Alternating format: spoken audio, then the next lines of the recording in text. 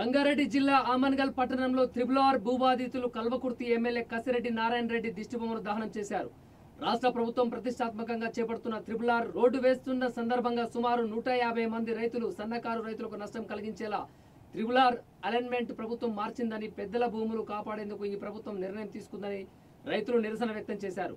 కొందరు రాజకీయ నాయకులు బడాబాబుల కోసం మొదటిగా వచ్చిన అలైన్మెంట్ ను రద్దు చేసి మళ్లీ కొత్తగా అలైన్మెంట్ ని తీసుకొచ్చారని వారు వాపోయారు.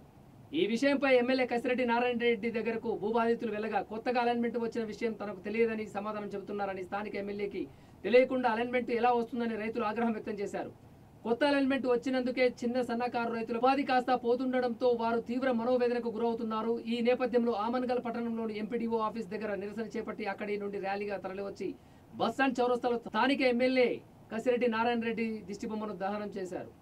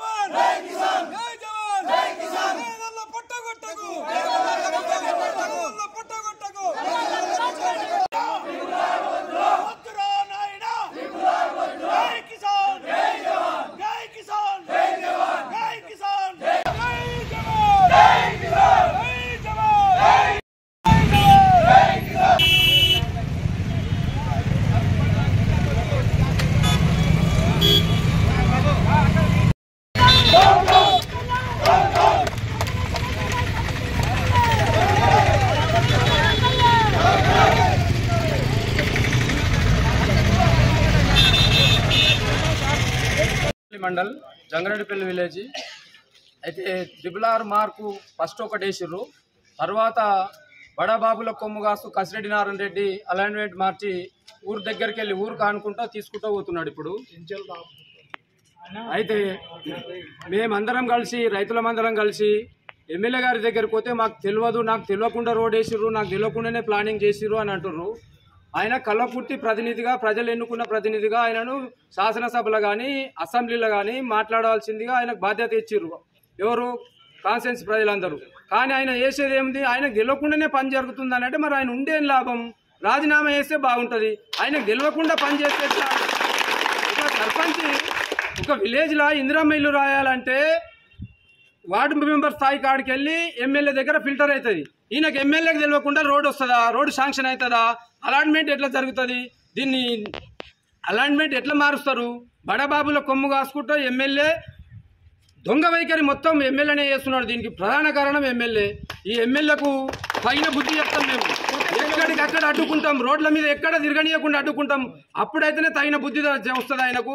ఎమ్మెల్యే వైఖరి మార్చుకున్నాలి. మా ప్రాంతవాసి, మా మండలవాసి మాకు న్యాయం చేస్తాడు అనుకున్నాం. ఆయన ఏదో విద్యా వ్యవస్థలు నడుపుకుంటూ రాజకీయానికి వచ్చిండు, ఏదో ప్రజల బాగోగులు చేస్తాడని మేము అనుకున్నాం. కానీ ఆయన చేసేది ఏంటంటే భూమాఫియాకు తెరలేపిండు ఆయన ఇప్పుడు కొత్తగా. అంటే గతంలో ఉన్న వారు ఎవరు భూమాఫియాకు తెరలేపలేదు. కానీ ఈయన లేటెస్ట్ వర్షన్గా ఈయన వచ్చి భూమాఫియాకు తెరలేపుతున్నాడు.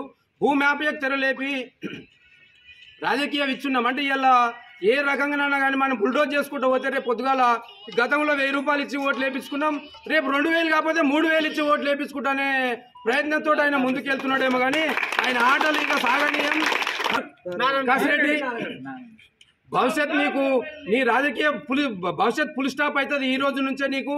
ఎందుకనంటే నువ్వు చేసేటివన్నీ శ్రీరంగనీతులు, చెప్పేటి శ్రీరంగనీతులు, చేసేటివన్నీ దొమ్మర గుడిసెలతో లేదా వ్యవహారమే నడుపుతున్నావు నువ్వు. నాకు ఒక కాన్స్టిట్యున్సీ ఎమ్మెల్యేకి తెలియదని అంటే ఎట్లా నమ్ముతాడు చెప్పు?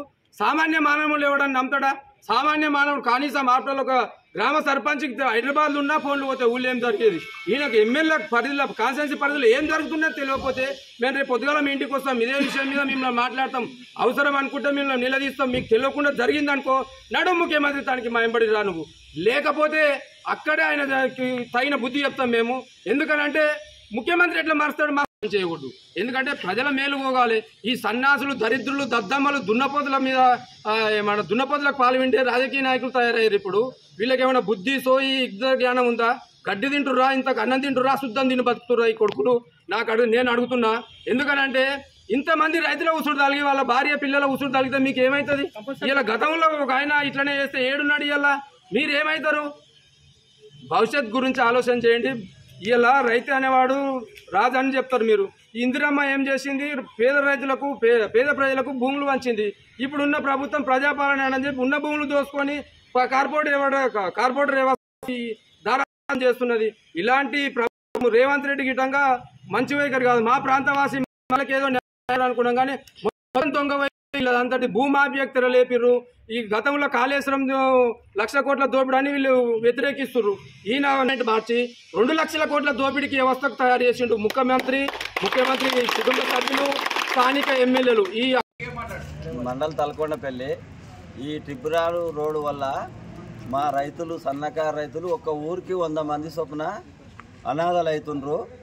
ఈ రోడ్డు వల్ల కొంతమంది ఊరగా భూమి లేకుండా ఏది లేకుండా అనాథలు అయిపోతుండ్రు.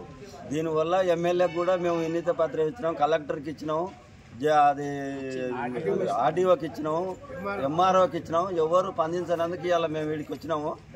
దీనివల్ల ఎంతో మంది యువకులు మొత్తం అనాథలు అవుతుండ్రు. ఆటోలు నడిపేటోళ్ళు వీళ్ళు హైదరాబాద్లో ఆటోలు నడిపేటోళ్ళకు పిరి బస్సులు పెట్టి ఆటోలు నడపకుండా ఊర్లలోకి తోలిచ్చి ఊర్లలోకి వచ్చినాక 2-3 ఆవులు అవి ఉంటే కూడా బోర్లు వేస్తే ఇప్పుడు ఒక్క విలేజ్లో 100 బోర్లు వెళ్తాయి. చేదనైతే ఏ ఆఫీసర్ అయినా, ఏ కలెక్టర్ అయినా ఎంకరేర్ పెట్టమని, ఎంకరేర్ పెట్టి మేము చెప్పింది అబద్ధం అయితే రోడ్ ఆడంగానే వేసుకోమని. ఒక్క విలేజ్కి 100 బోర్లు అనాథలు అయినాక వీళ్ళు రోడ్ ఎవరి కొరకు వేస్తున్నట్టు, ఎవరిని బాగుపరిచేటందుకు రోడ్ వేస్తున్నారు వీళ్ళు. వీళ్ళందరూ 1 ఎకరా 2 ఎకరాల వాళ్ళు అమ్ముకొని వీళ్ళు గుండాలు కావాలన్నా, రౌడీలు కావాలన్నా ఊర్లలో పిల్లలంతా ఉపాధి పోయినాక ఏం చేస్తారు? ఈయనిచ్చే పైసలకు తల్లిదండ్రులను కొట్టి చంపడమే తప్ప వీళ్ళు ఇచ్చే పైసలతోటి ఒక్కడు కూడా బాగుపడాడు. పక్కన మళ్ళీ కొననీక పోతే 4 ఎకరాలు పోయినోనికి 1 ఎకరా కూడా పొలం రాదు, 1 ఎకరా పొలం కూడా రాదు. ఇవన్నీ దృష్టిలో పెట్టుకొని ఈ తిబ్బులాల రోడ్డు మార్చాలి. మార్చకపోతే ఇంతటితోటి అయిపోదు. వాళ్ళు రాళ్ళు మాత్రం ఏ మాత్రం ఎవరు చిలకలాలకు వచ్చినా కానీ ఏ ఊళ్ళో మాత్రం అన్ని ఊర్లలో తత్తాయి కొడతాం. ఈ ఎమ్మెల్యే కూడా అసలు పట్టించుకుంటలేడు. ఎందుకు పట్టించుకుంటలేడు అంటే ఈయన నాకు తెలియదని మాట్లాడుతుండు. నేనే పోయి అడిగిన, నాకు తెలియదని మాట్లాడుతాను. నాకు తెలియదని మాట్లాడితే కోమటిరెడ్డి వెంకటరెడ్డి ఏం చెప్తుండు? దీని మినిస్టరు లోకల్ ఎమ్మెల్యే ఏం చెప్తే అదే చేస్తామని అంటుడు. మరి ఈ అసలు సమస్య చేయడం వచ్చిందంటే మా ఊరు దగ్గర వచ్చింది. ఆడొక 350 ఎకరాల రియల్ ఎస్టేట్ భూమి ఉంది, అదే జేపీ వెంచర్. ఆ జేపీ వెంచర్ పోతుందని ఆడ మార్కు మారితే అది 300 ఎకరాలు తీసుకుంటే 3000 ఎకరాలు నాశనం అయిపోతుంది రైతులు. అల్లపోతే 50 ఎకరాలు పోతుందేమో. కాకపోతే ఈ రైతులు ఇవ్వలేరు కదా, ఎవరు కోటి రూపాయలు ఇవ్వలేదు. అంతా 1/2 ఎకరం 1/4 ఎకరం ఎకరం ఉన్నవాళ్ళు దాంతో జీవనోపాధి ఉంటుంది. మేము చచ్చినాక చచ్చిన పొంద కూడా అల్లే పెడతారు. వాడు వెంచరోడు 6 లక్షలకు కొన్నాడు, రేపు 1-2 కోట్లకు అమ్ముకుంటాడు. వాడు ఏదలుచుకుంటాడు 2-3 కోట్లు ఇస్తాడు, ఎలక్షన్ ఫండ్ ఇస్తాడు. మేము వేయలేం కదా. వాని కోసానికి వాళ్ళంతా ప్లాన్ చేసి పెద్ద నాయకులు కలిసి చిన్నోని పొట్ట కొట్టాలని చూస్తున్నారు. ఇది తప్పు, దీన్ని ఖండించవలసిన విషయము. అయినా మాటకు ప్రజల పాలన ఎక్కడ ఉంది? ప్రజల పాలన ప్రజల ముంచుతాను ఈ పాలన వచ్చింది. ఎమ్మెల్యే కచ్చినట్టు కావాలని చేసిన పని ఇది, వేరేది కాదు. కాకపోతే ఎంక్వైరీ చేసుకోవాలి. పాత దాని ప్రకారం ఏమని దేనికా దేనికి ఏమున్నది? మేము బిజినెస్ చేస్తున్నాం, మాకు లారీలు ఉన్నాయా? లేకపోతే ఇంకేమైనా చేస్తావా? పూటకు రోడ్డు మార్చి వీళ్ళు వాని పేరు వీని పేరు డబ్బులు తెగుతుంది చేస్తా కానీ వేరేది కాదు. మనం కాకపోతే వాళ్ళు ఎవరికి మన భూమి, మన హక్కు, మన పాలపైన సరే చెంటుగా లేదు. జై జవాన్.